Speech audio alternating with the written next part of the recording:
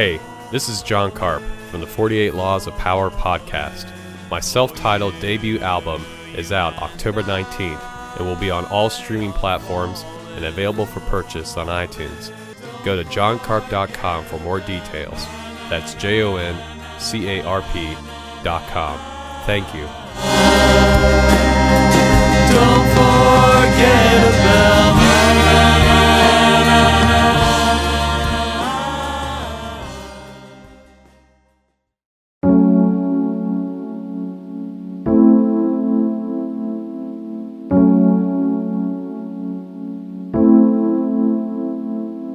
What's going on, everybody? You're tuned in to the 48 Laws of Power podcast. My name's Rudy Malumba. And I'm John Karp. Let's get right into this book. This episode, we're going to do Laws 21 and 22.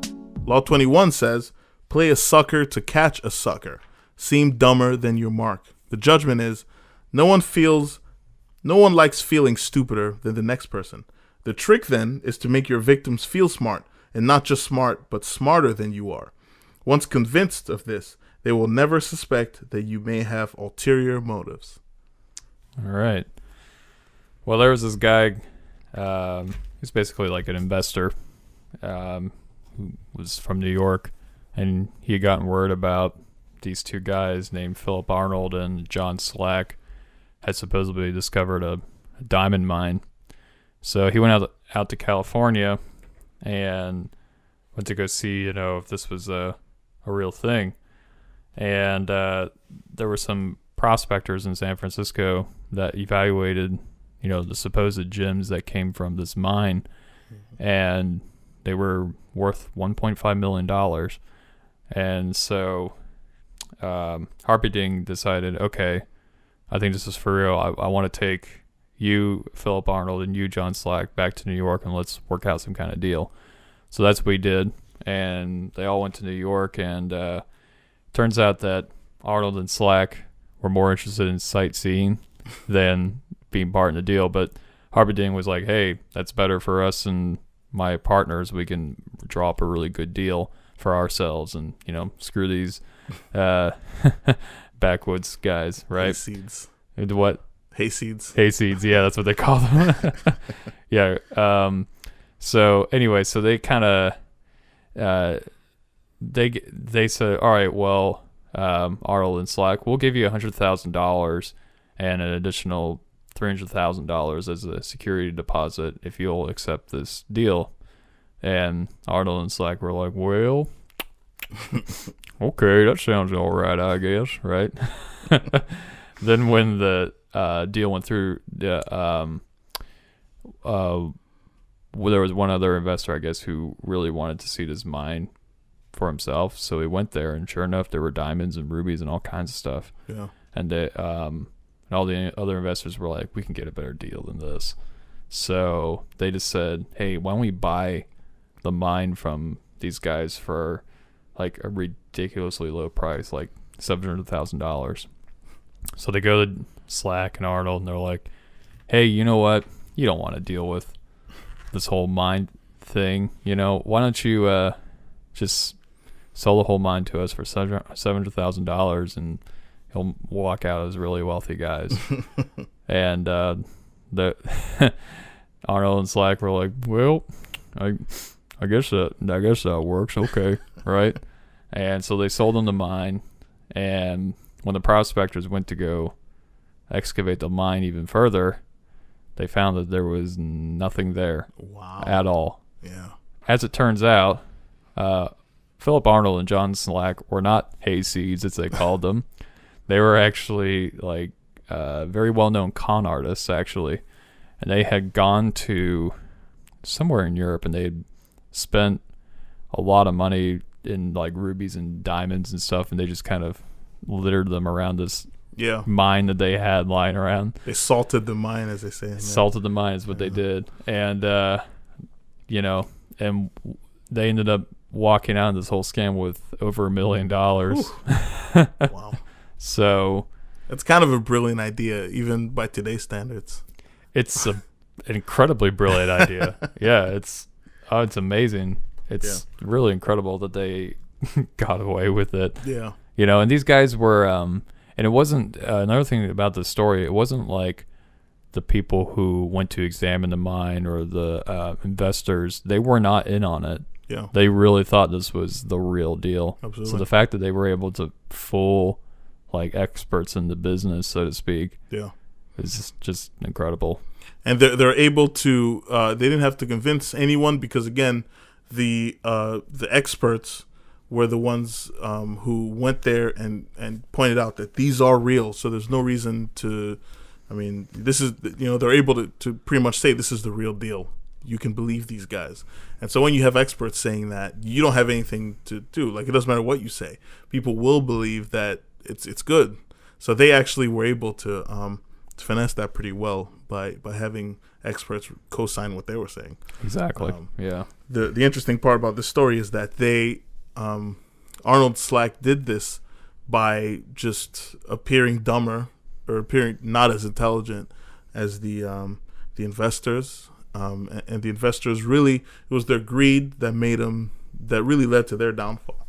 Because the simple fact that they thought they were more intelligent, they thought they had one over on these two guys from Wyoming or wherever they're from. California, yeah. But they that really led to them being played. So kind of going through what Robert Greene was talking about in this section. One of the keys to power they mentioned was that people's own estimation of intelligence is very important to their sense of vanity, really their ego, about how, I guess indirectly, a good way to deceive. I think that was a big point that he touched on in here, which is not really it's not the only application, but it's definitely one of the ways that people, I think, use this law is to deceive. Like, one of the main ways to do that is to really kind of inflame someone's ego by just, kind of insinuating that, hey, look, you're smarter than me. You know more than me about this.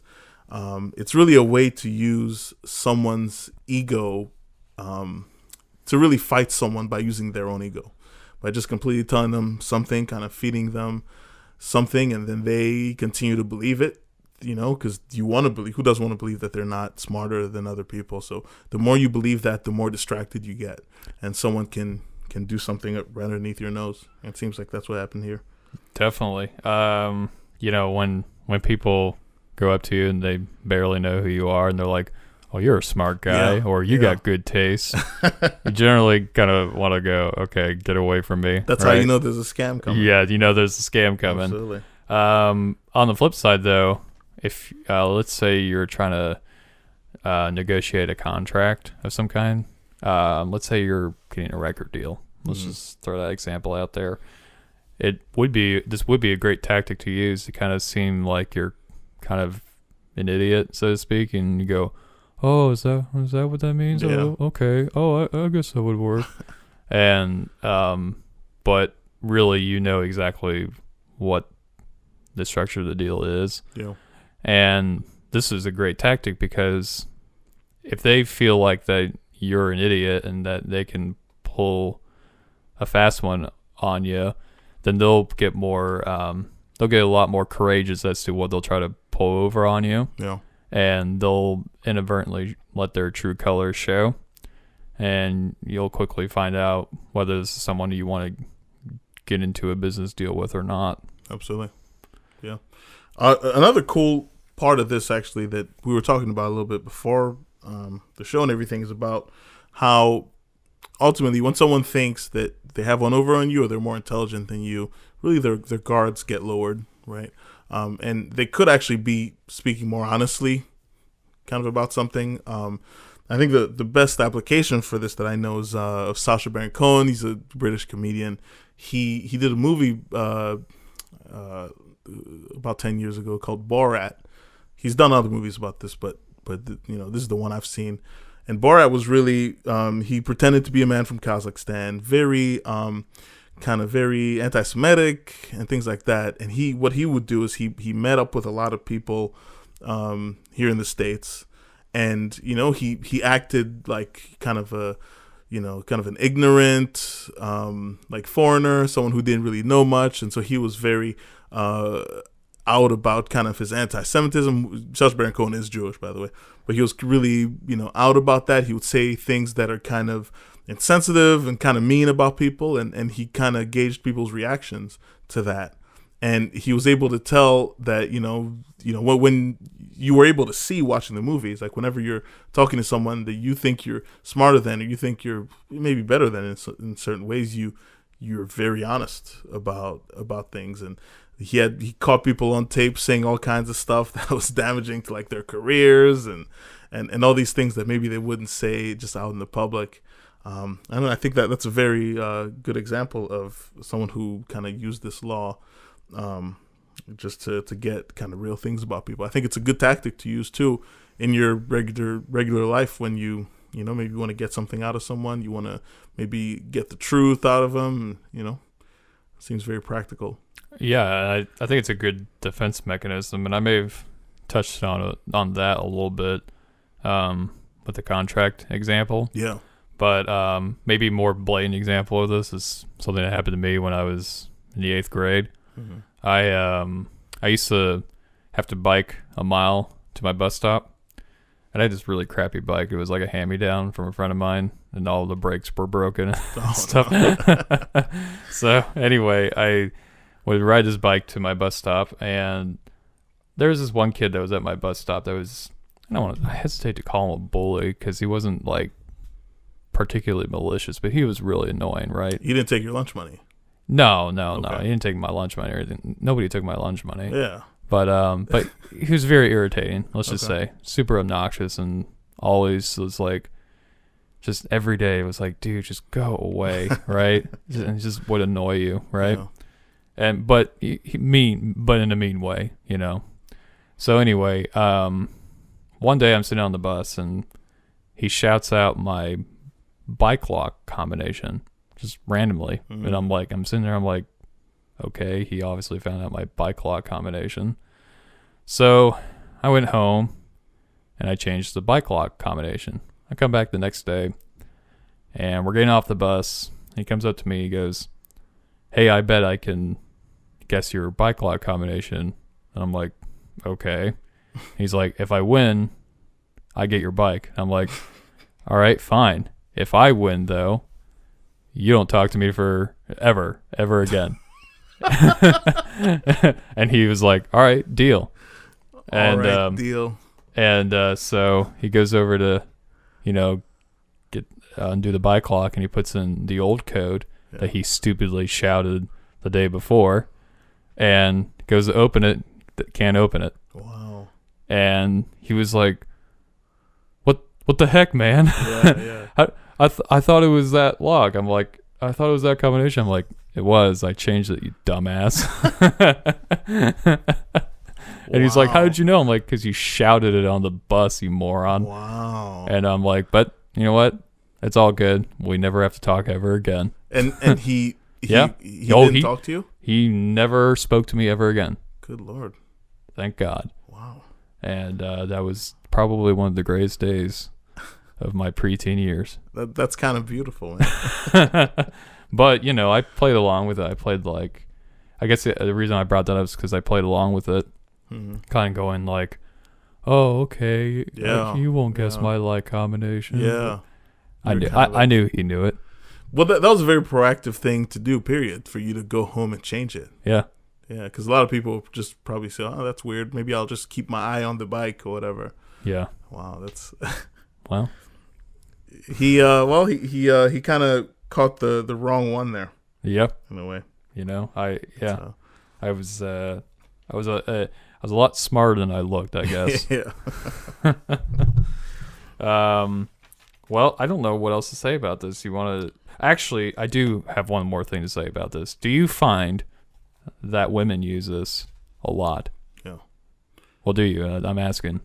Well, I think it depends. I think some women do. I've definitely seen women who kind of, play up on that a little bit. The, like we were talking before the show, kind of the helpless. Well, kind of thing. Yeah, before we get to the helpless bit, there's it seems to be a thing where a lot of women will pretend to be a lot dumber than they are. Because I guess someone told them somewhere along the line that men are attracted to stupid women, which I I don't relate to that at all. I don't know who's telling them this, but that's I'm wrong. pretty sure most men don't. Yeah, Yeah.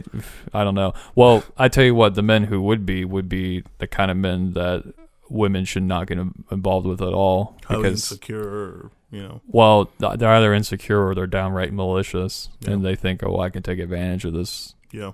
person because she's an idiot.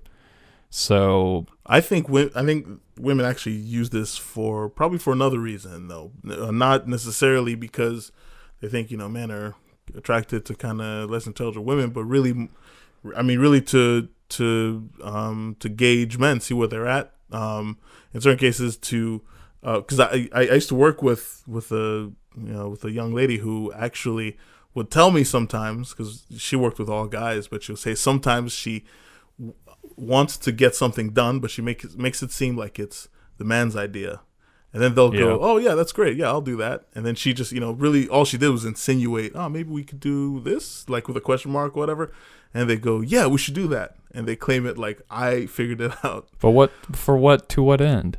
I don't know. Usually, if you do something like that, it'll get done. Versus someone just telling you directly, "Hey, do this." You might go, "No, I'm not gonna answer to you." Right. I kind of make up my own. But if you want something done and you make it seem like it's the other person that did that, then it'll get done. Versus it not being done. I guess. I guess that works. Yeah. We were kind of touching on this earlier. Appearing helpless. Women will do that a lot, and I always, I tell you what, it wasn't until about 2 years ago that I really did not understand this fake helplessness kind of a thing that some women attribute. But because I don't know. I guess for me, when when a woman was always like, "Oh, I don't know what to do with this," I would go like, "Well, I don't know what to tell you. Like, this is really easy. You got to sack up here." You know what I mean? Like, come on, get it together. What as it turns out, a lot of women, it turns out that a lot of them think that men find that attractive because it gives the man a chance to kind of save the day. Yeah. And the men feel like, "Ooh, I did something great for this chick, and aren't I a hero? And she'll think I'm sexy and blah blah blah." Whereas the woman, like, obviously knew what needed to be done, and just wanted the man to feel that way, so that he would get the more courage to like approach her and ask her out or whatever. Yeah. Also, though, there was another layer I learned about that later on, was that a lot of women, they kind of want to feel like they're being saved in a way. Yeah. I don't know if that has to do with kind of like the cultural idea of the man saving the damsel in distress, and that's like a turn on for women. I guess I don't know. What do you think? Well, what I think is, because again, the damsel in distress has been a trope for years. We growing up just watching like Looney Tunes cartoons, you saw that all the time, where there was a woman tied to a track and help me or whatever, then the guys to come and save her. I've definitely seen that. I've seen some women kind of implement that. In my opinion, it's a tactic, completely. Oh yeah, I know it's a tactic now. Yeah, that's what I'm saying. Like, I know it's a tactic now, especially like before. I was like, when I was younger, I was thinking like, are these women just stupid? Like, what the hell's the deal? Yeah. But I don't necessarily think... I understand it's a tactic now. Yeah. And it's when I understood it was a tactic, I was like, but why? And then I came to realize, it's because they're trying to. It's like a reverse psychology kind of a thing. Yeah, you know what? It's interesting because I don't even necessarily. Well, I don't know. I have no reason really to back this up or anything. I just don't necessarily even think that they think that they find it you know what I mean? Like, I don't think it's something where, if I do this, if I appear helpless, I'll either seem more attractive, or if he saves me, it's more attractive, especially if they know that they're doing it deliberately. Mm-hmm.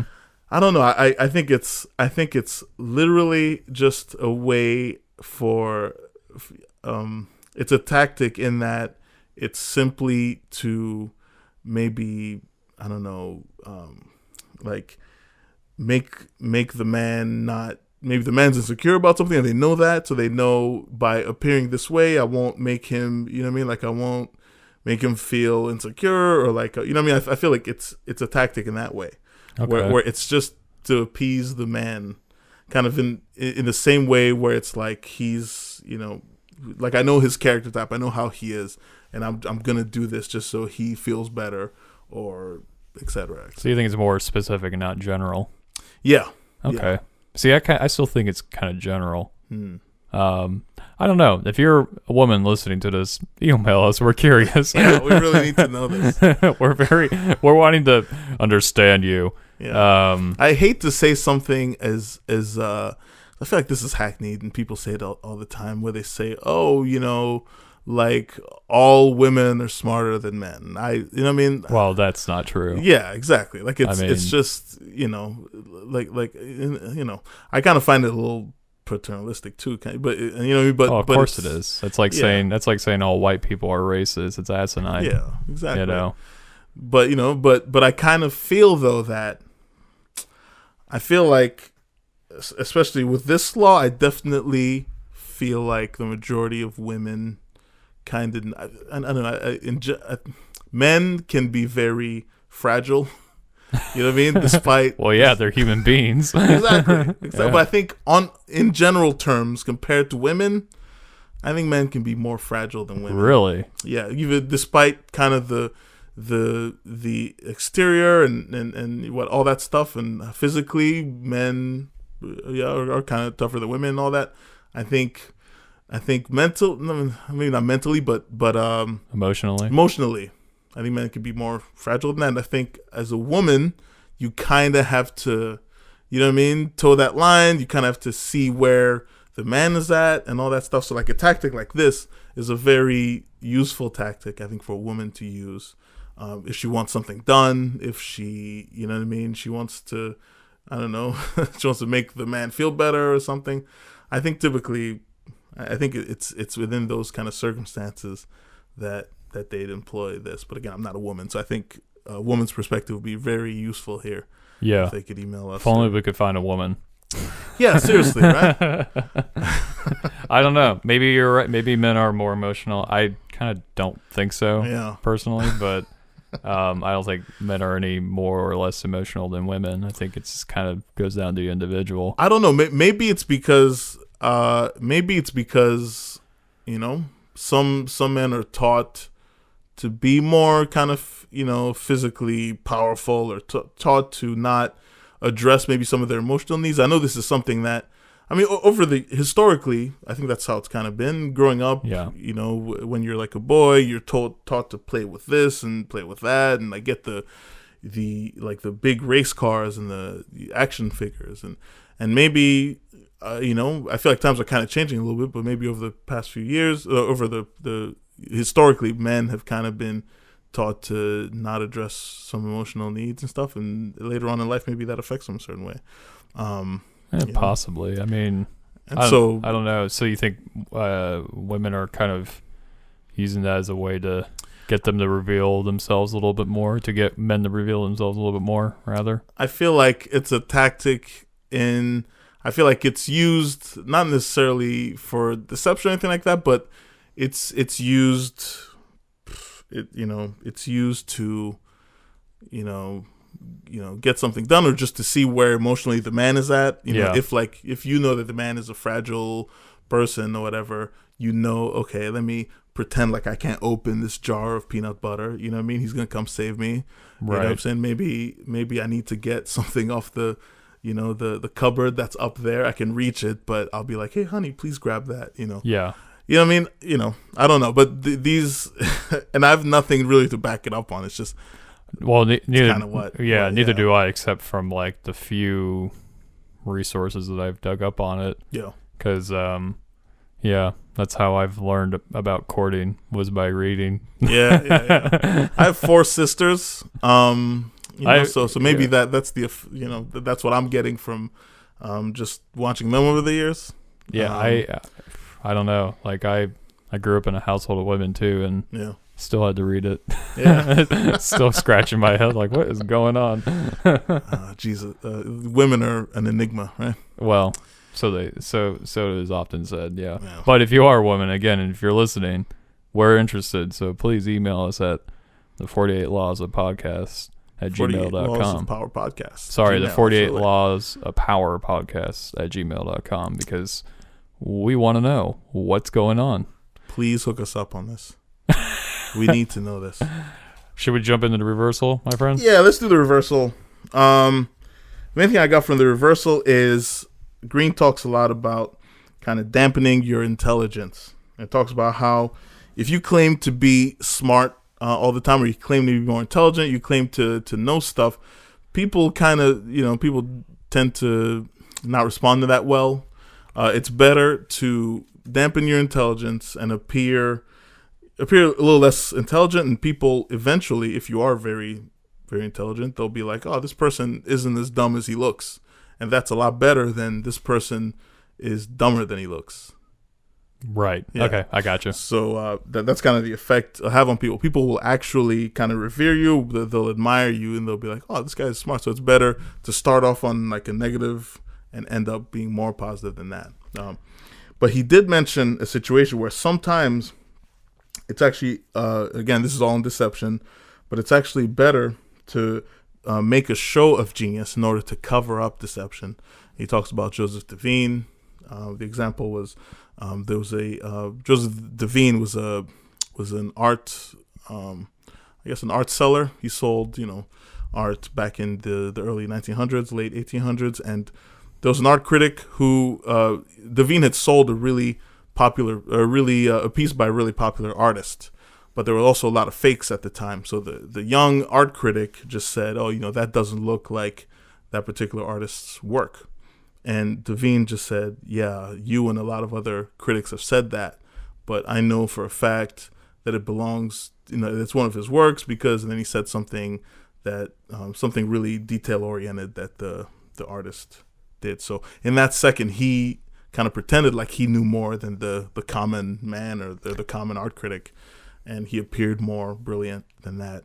I think barring that, those kind of situations, Green was essentially saying it's always best to downplay your intelligence in front of people. Yeah, I think, didn't he mention though too that if you're climbing to the top of like your career, you want to come off as being better than your competition. Absolutely. So more intelligent or more skilled or whatever. Yeah. But then when you reach a certain point, like when the higher you go, the more you kind of have to. When you reach a certain level of success, you don't really have to do that anymore. And in fact, doing that makes you look like an arrogant asshole. Absolutely. And that it's actually better to kind of hide that away and just be more modest, I guess you could say. Absolutely. Which I agree with. I agree with it too. I think you don't want to when you're kind of on the bottom, you don't want to appear completely dumb, because then people will be like, why is this guy here? Yeah. But at the same time, you also so you kind of have to temper it a little bit, and appear better than your competition, and then by the time you're the executive, there's no need to go around saying, oh, I climbed my way to the top and I'm so smart, I did this, that, whatever. People just know that, and you kind of have a quiet power about you. Yeah. An aura. Definitely. Law 22, my friend. Let's do this thing. Let's jump right in to law number 22. Law 22 is use the surrender tactic. Transform weakness into power. The judgment is, when you are weaker, never fight for honor's sake. Choose surrender instead. Surrender gives you time to recover, time to torment and irritate your conqueror, time to wait for his power to wane. Do not give him the satisfaction of fighting and defeating you. Surrender first. By turning the other cheek, you infuriate and unsettle him. Make surrender a tool of power. Okay, well, the example of a transgression that Robert Greene gives is when the Athenians were going to invade the island of Melos in the Aegean Sea there. The Athenians approached the Melians and said, surrender now and we won't, wreak havoc on your island, right? But the Malians refused, and they said, nope, we're going to put up a fight. And the Athenians are like, you sure you want to do that? The Malians are like, yes, it's better to fight and die than not fight. And the Athenians were like, okay. So, You say so. So the Athenians invade the island, and what a shocker, they won because it's one little island against the naval force of Athens. Mm-hmm. And as a result, the Athenians slaughtered all the males and enslaved all the women and children and repopulated the island with Athenian colonists. So basically, if you're in a situation like the Malians were, there's really no good in fighting. Yeah. You know, you're going to just lose everything. Absolutely. Whereas if they had surrendered under the Athenians, they could have worked, within the system to bring down their reign. Absolutely. So there's that. And then the observance that he gives is of this German writer. His name was Bertolt Brecht, I guess is how you say it. He was a German communist, and he emigrated to the U.S. when Hitler came to power, because remember, the one thing that Hitler hated more than Jews were communists. That's interesting. Yeah. Fascism is completely on the other side of communism, right? If you look at the spectrum. Yes. The definition of fascism is really squirrely, though. Is it? Yeah, I mean, that could be a podcast on its own. And in fact, to be perfectly honest with you, Nazis are really, they're really actually a form of socialists. Okay. So they're really not that far from communists. I thought it was socialist by name only. Maybe I'm wrong on this. I don't know. I mean, you could debate that, like, are they fascist? Are they a form of socialism? It's a very long debate that historians have been debating for a long time. It's all semantics, and then you have to ask the question, what is a fascist? And then your head will explode. So I tell you what, for the purposes of this conversation, we'll just say that Nazis are fascists. Okay. And they don't like communists. Absolutely. The latter of which is definite. So anyway, back to what we were talking about. So Brecht immigrated to the U.S. and started writing screenplays, actually, for Hollywood, among other things. And lo and behold, around the 1950s, came the U.S. Congress House of Un-American Activities. Some of you might remember that being led by McCarthy. Yeah. Senator McCarthy. So anyways, Who hated communists too. Yes, he also did not like communists. So. Him and Hitler had that in common. I don't think anything else.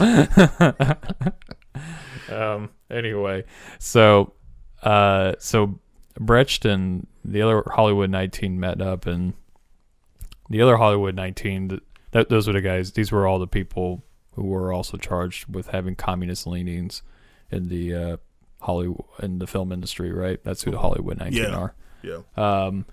Anyway, the rest of the Hollywood 19, they decided that that they needed to, not conform to this committee to show how unconstitutional it was and whatnot, and that they were going to fight this unconstitutional hearing that was occurring. And Brecht decided that that was really stupid, and that he was just going to submit to the committee and answer their questions, and that's it. And so the other Hollywood 19, they said, you know what, fine, then you're on your own. And he was like, all right, cool, whatever. So the Hollywood 19 go in, and they make a big ruckus about how unconstitutional this hearing is, and lo and behold, they all get charged with having communist leanings, and a lot of them actually went to prison. And Brecht comes in, and he sits down, and he is very polite, and the committee asks him a bunch of questions about, like, well, what did this particular piece of writing mean that you wrote? It seems to have very strong communist ties. Yeah. And of course they did, but Brecht gave very vague answers. Sometimes he would actually flat out lie about what the intent of the piece that he had written was. Yeah. But because he didn't really, the way he answered things was kind of open-ended, and that these words can be interpreted in this way or that way. Yeah. even though the intention may have been something completely different. Because he presented his writings in that way, and because he was also so polite and seemed to be very honest, even his what were actually flat out lies seemed to be the truth. Yeah. And, that politeness and that ability to answer these questions, however truthful or vaguely truthful or not truthful at all, in a polite manner, impressed the committee, and they let him go. It's very interesting too, because I think they had mentioned in there about how he claimed that he wrote these plays or everything he wrote was in German. Mm-hmm. He had a translator there. Yeah. So when they would question him and say, "Hey, did you write this, and this?" He'd say, "I didn't write that. What I wrote was in German, and someone translated it." It gave it kind of an air of, really, it's another kind of smokescreen where it's like, who knows what it means? Like in German, this means A, B, C, and D. In English, it could be something completely different. Yeah, he had a German translator, even though he could understand English. Yeah. So he was hearing what they were saying, but they didn't think that he could understand what they were saying. Exactly. So that's like another thing that he was pulling on them. Yeah. And what's interesting is like a lot of those other screenwriters or folks in the film business at the time, a lot of them who were charged with having communist leanings really didn't. But they ended up going to prison. Oh, yeah. Some of them did, but a lot of them didn't. Most of them did not. Yeah. And probably one of the few communists that actually were in the film industry, McCartney didn't catch. Wow. Which was Brecht. Oh, really? Yeah, well, yeah. So he was okay. Yeah, Brecht. Yeah. But Brecht was a communist. Yeah, that's true. So, and he left. He went to Germany just, and was good. That just goes to show just how pointless this Committees on Un-American Activities was. It didn't even accomplish the goal that it set out. And was it a crime to be communist back then? I mean, it was the Red Scare. Yeah. It really wasn't, but it was later ruled to not be constitutional, as was argued by the other people who were charged with it. Yeah. But you know how it is when people go into a panic. The idea of constitutionality goes out the window. They see red. Yeah. I mean, it wasn't constitutional to round up people of Japanese descent and put them into internment camps in the U.S., but it happened during World War II. So there's a lot of examples of that. Absolutely. So what did you get from this law? Yeah, so I think the main thing that I got from this is Green talks about how power is in flux. It's always in flux. So really, it kind of goes up and down. No matter what, I guess, no matter what kind of situation you're in. So in terms of, so if we're looking at it in terms like militaristically or like in a war or something like that, you have an opponent. There's going to be at some points or at some point within your conflict where the other person's kind of going to get the upper hand on you, and then there's going to come another point when you're going to have the upper hand on that person. In order, really, the only way to, I guess, win this is to, when it seesaws like that, you're on the downswing, is to accept defeat. Accept defeat externally. Internally knowing, this is a time for me. Really, I'm using time, you know what I mean? And in that time, I'm going to learn things about my opponent. That's going to kind of get me the upper hand. I'm going to do A, B, C, and D. While you're doing that, the opponent, they feel like they've won, so they're kind of, they feel like they won. So they're not as sharp. They're very, they're distracted, they think you're one of their subjects now, so you're not really a threat anymore.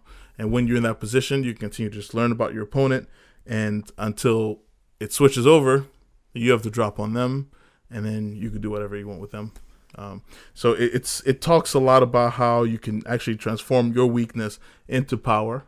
I think it's very interesting because we're going to talk a little bit about Jesus, right, and how he kind of fits in with kind of the law here, but I thought it was interesting that in the judgment, Green talked about turning the other cheek, and all that. Where obviously the New Testament, on the Sermon on the Mount, Jesus talks about how when someone wants to steal your coat, you should. When someone steals your shirt, you give them the coat too.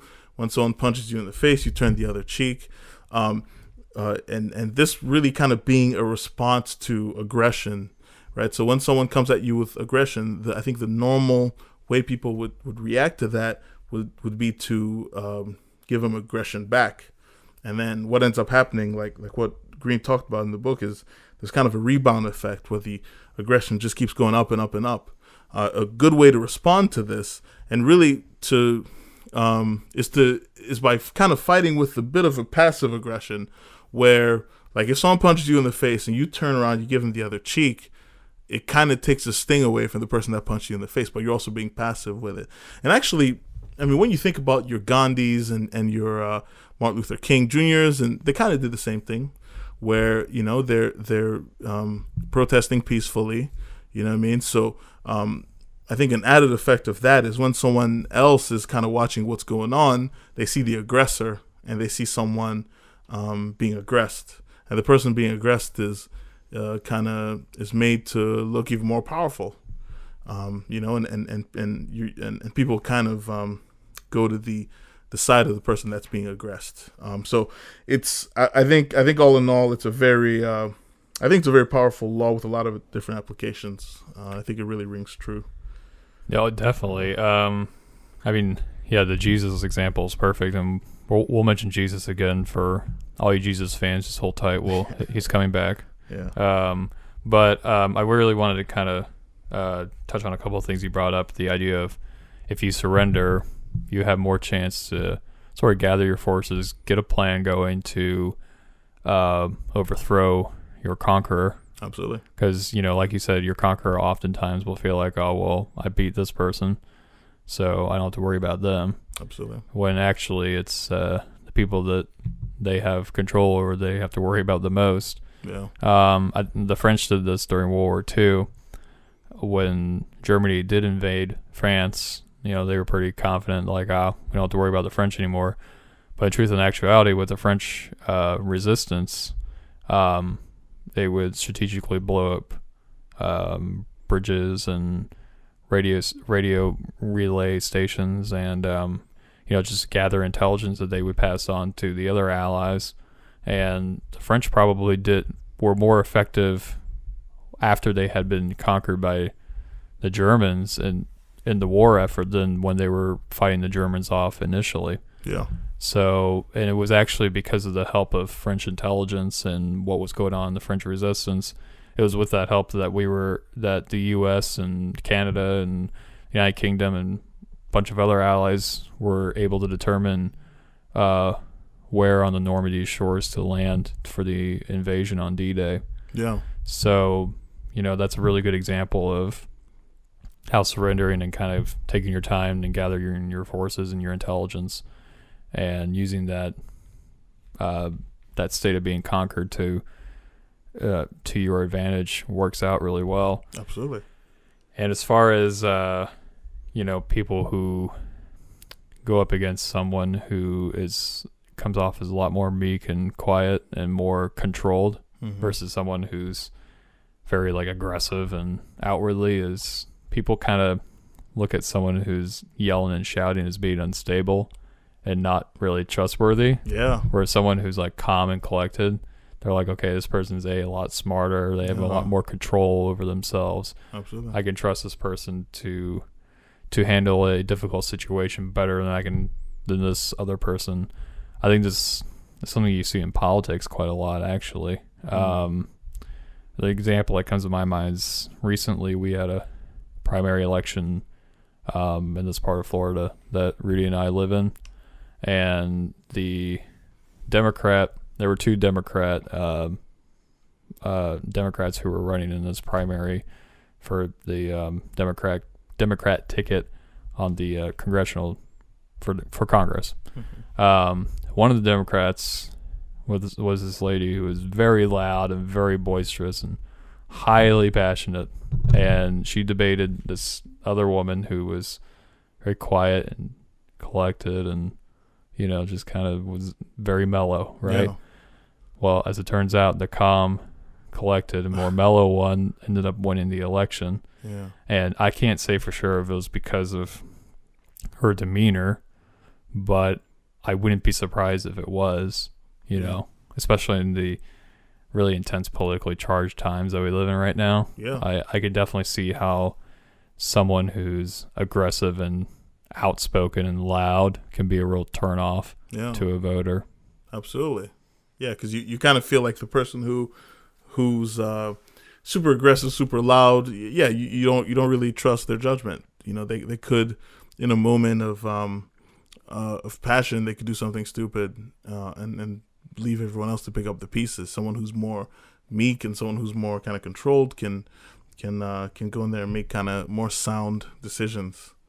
Yeah, so that is interesting. Another part of this that I thought was interesting that Green talked about was about how really this is kind of an exercise in. He talked about it being an exercise in kind of humility, kind of in the game of power, like he says it. You kind of need kind of self-control and humility. So whenever you're in a position where you have to surrender, it's a good exercise for you. It's a good opportunity for you to kind of be humble and to to practice self-control and to be more measured in the things that you do.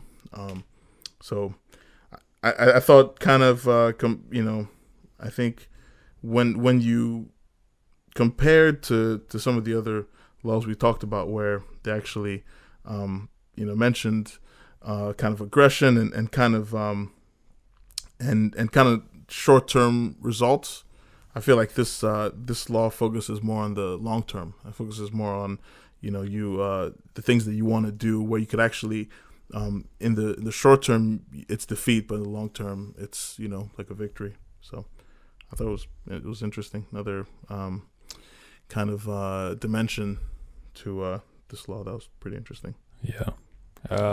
Reversal time? Yeah, let's do the reversal. So I kind of feel like this law is really kind of the anti martyr kind of law, where ultimately I think what the Millians did, they kind of acted as martyrs, where their whole thing was, we refuse to not fight. You know what I mean? We might have the odds against us here, but we're gonna fight regardless. When it doesn't matter who we're fighting against. We could be fighting against millions of people, but this is what we're going to do. And Green kind of mentioned, or the Athenians mentioned how foolish that is, and they were kind of trying to appeal to the Millians' kind of sense of, I guess, just reality, and about how you're gonna lose if you're faced with all these people. So going back to what Green was saying about how power is always in flux, the reversal pretty much says that if you're in a position where you have to fight and you kind of don't have a way out of it, then you might as well do that and kind of put yourself in a situation where you could become a martyr and you could inspire other people. But ultimately, there aren't. I feel like he mentioned how there aren't a lot of when you're trying to become a martyr, it's really a drop of a hat. Like, you could or you won't. So you might as well just play the power game, surrender, and wait for power to come back around. You can gain intel, you can become more knowledgeable about your opponent, and then you could actually defeat them later. So while you could be in a situation, when you're in a situation where you have to fight, then do what you have to do, but try to leave martyrdom alone and wait for your time to come back around for you to defeat your opponent. That's essentially the reversal. Yeah, essentially what he said was, for every martyr that inspired some kind of change or action, there have been thousands of others that inspired nothing. Exactly. Which is absolutely true. Yeah. Which is why I never understood hunger strikes. Yeah. You know what I mean? It never made any sense to me. Like, if you're threatening to starve yourself to death, isn't that like, Isn't that kind of like, well, there goes our opposition? Yeah, You know, that's true. never understood that, but I guess it works to a certain extent It somewhere. works sometimes. I guess. But, yeah. Another interesting thing that you pointed out is, if you are a martyr, you won't be around to enjoy it anyways. well, yeah, but that's kind of beside the point. That's not why you become a martyr. Well, speaking of martyrs, though, and we talked about. I told you Jesus was going to come back. Oh yeah. There's a whole religion about him coming back, I guess. But That was great. that was. Yeah, I wish we had a rim shot. I know. Well, maybe I'll find one later and I'll stick it in later. In post. Yeah. But anyway, so I forgot what I was going to say. Oh yeah. So we were talking about how Jesus was kind of, definitely applied this rule a lot, turn the other cheek, when someone strikes you. But at the same time, he's one of the most well-known martyrs in the world, and his sacrifice on the cross, inspired, not just a religion, although that's enough of an inspiration right there, but also just a whole philosophy, and that philosophy has come to kind of become the foundation of Western society at the very least, and actually even beyond that, really. So it's kind of interesting that Christ himself seemed to have followed this law and the reversal of this law at the same time. Yeah. It's very interesting. That's very interesting. Although what led up to his martyrdom involved him surrendering himself to the Romans, the fact that it's almost like because he followed this law to the T, it ended up making him a martyr. But it made him a very effective martyr.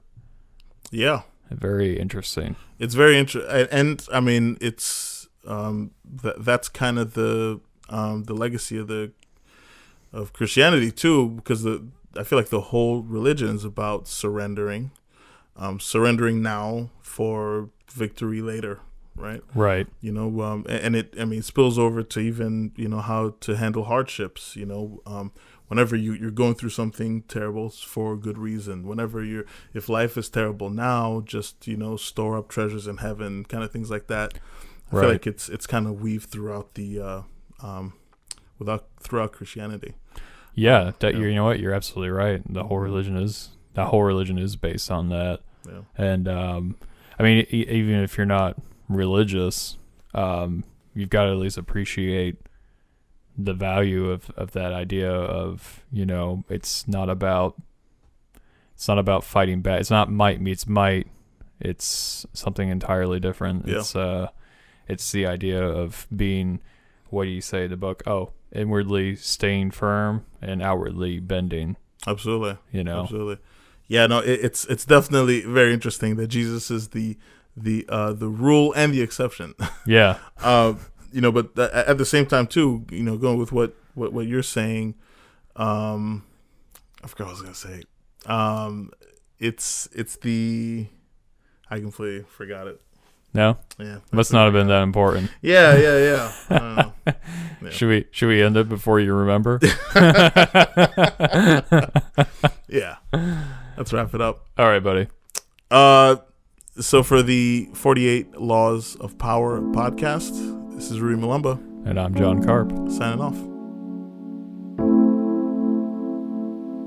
Well, that was our take. What do you think? Email us at the 48 Laws of Power podcast at gmail.com. Be sure to check us out on iTunes, YouTube, Spotify, iHeartRadio, and like us on Facebook. Listen in every Monday as we air new episodes.